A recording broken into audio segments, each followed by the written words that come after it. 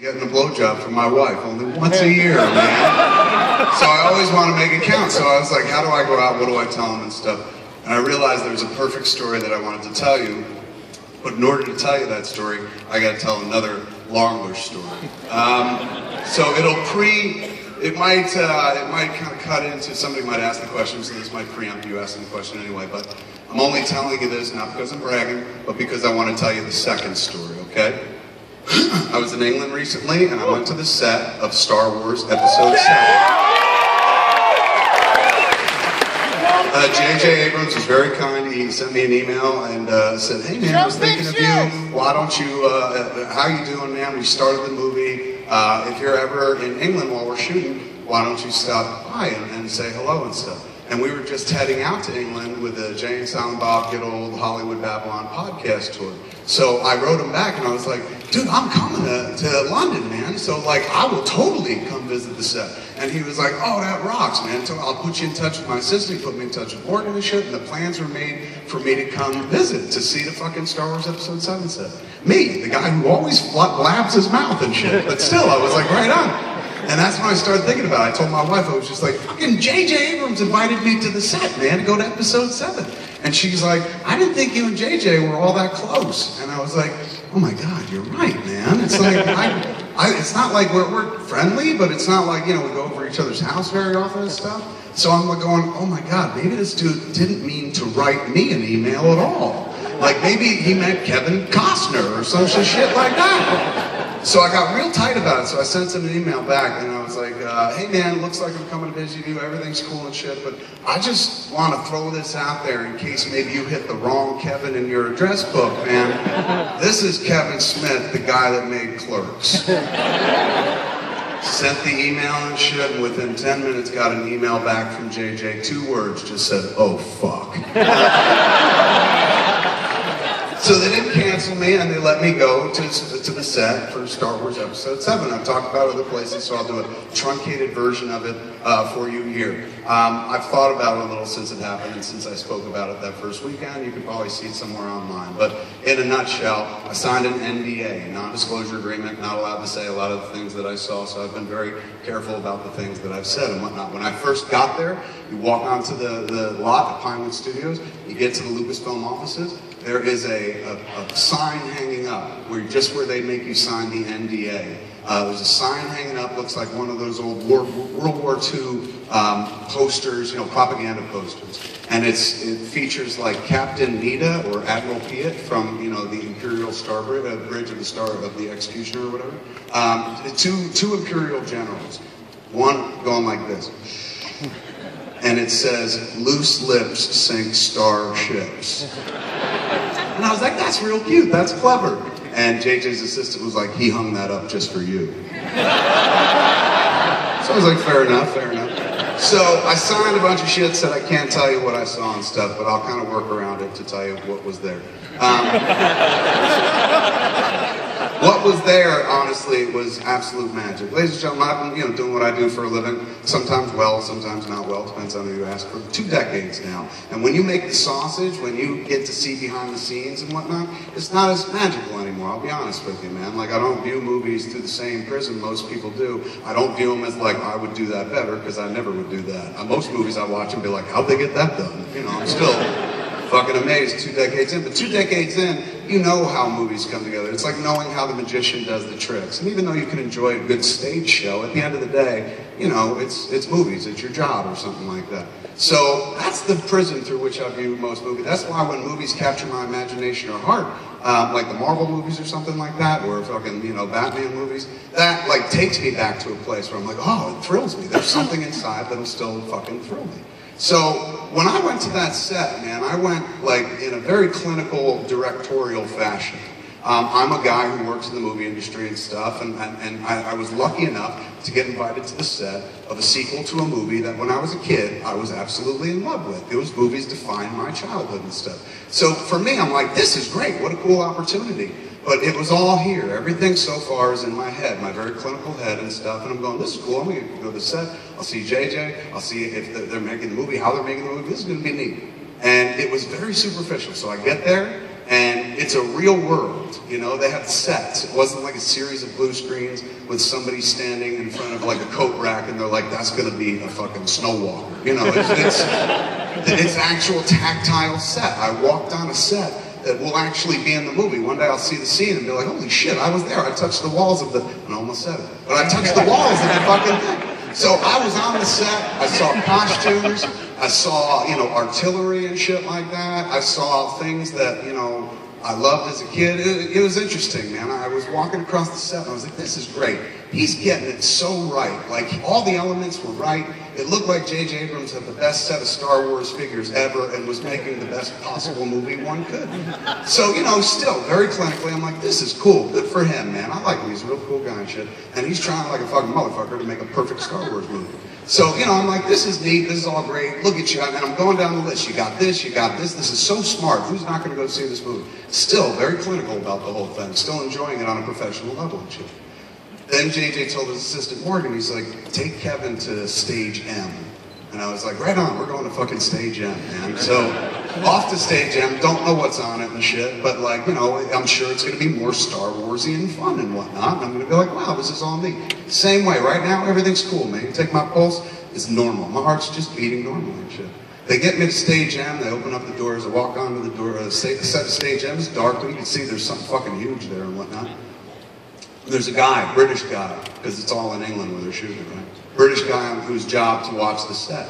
And he goes, do you want me to turn on the lights? And it was so creepy, I thought I was like in a castle movie and shit. Because we were in England, I was like, yeah, fucking please turn on the lights.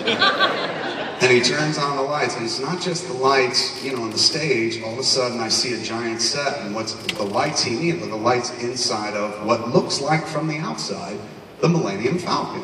Now, it's on a movie stage, so from the outside it doesn't look like the Falcon as we know it in the movies, but the shape of it and shit like that, and I see these, the doors, the opening doorway, the landing, the door platform, walks up onto the Millennium Falcon. I see it, so I'm like, oh shit, that must be the Millennium Falcon. I read online that people have taken pictures of it being built, and here it is and stuff. So I'm looking at it going, that's real cool. And Morgan goes, do you want to walk on it? And I go, oh fuck, yeah, absolutely. What a kick that'd be, man. Like, I ain't baked, I wish I was, because this would be amazing.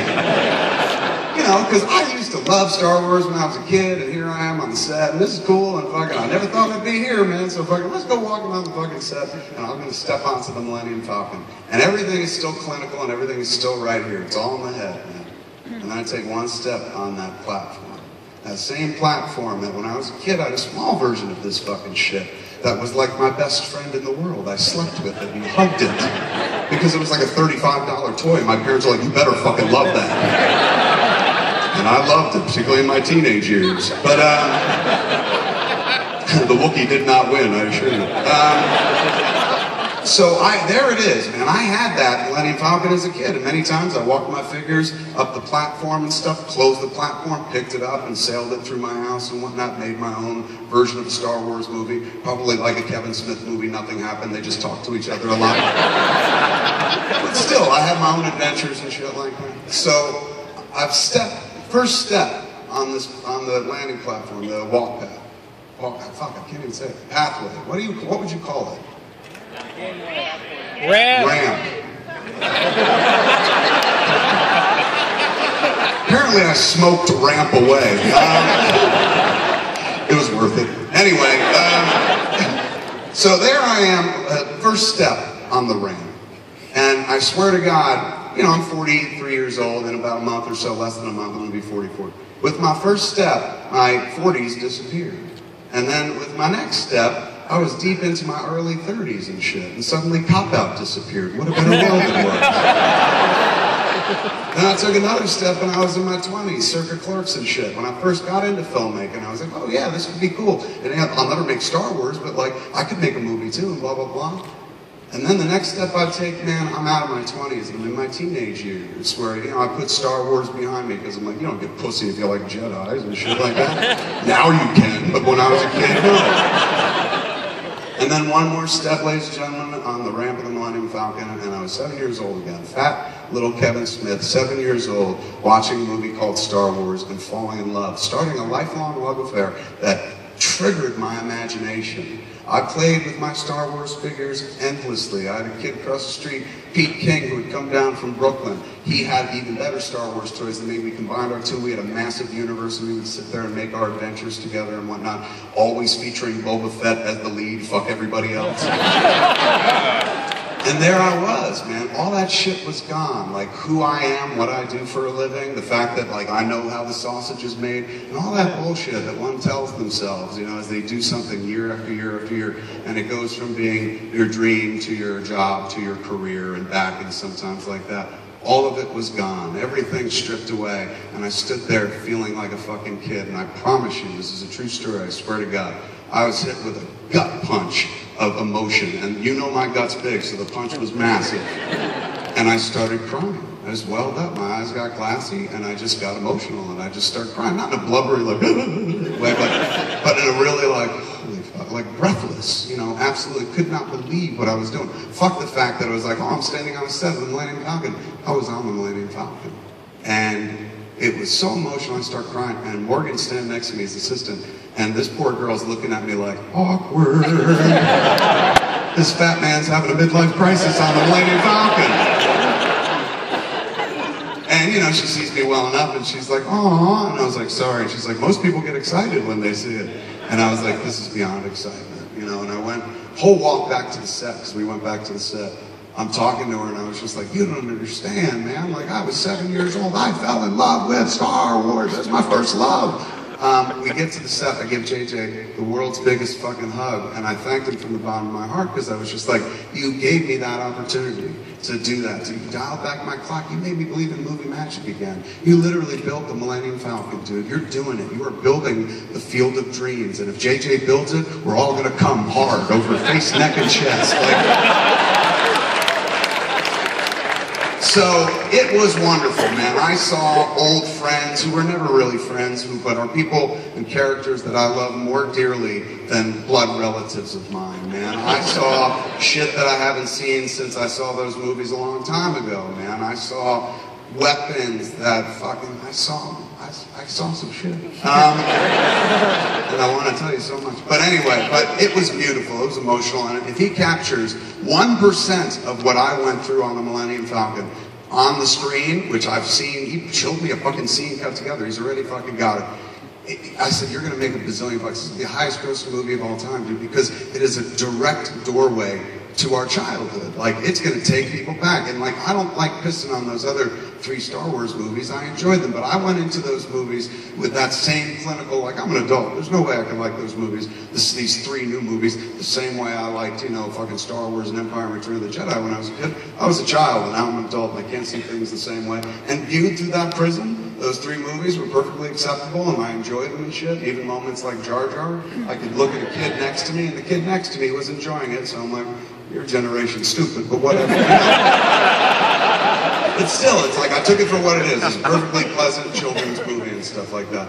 It's different. From what I saw of Episode 7, it's like, fuck that horse shit. That's just lies. Lies you tell yourself to make yourself comfortable and shit.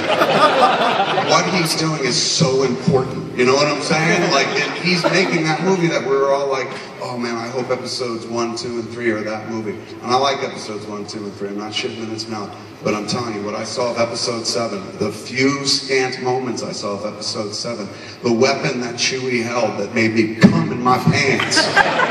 What I saw of Episode 7, he's already fucking making what to me is the sequel to, not Return of the Jedi, ladies and gentlemen, Empire Strikes Back. It feels that strong. So anybody out there going like, oh, I hope he doesn't fuck it up, he's not going to fuck it up. He's really crushing it and shit. Now, I told you that story. I tell you that story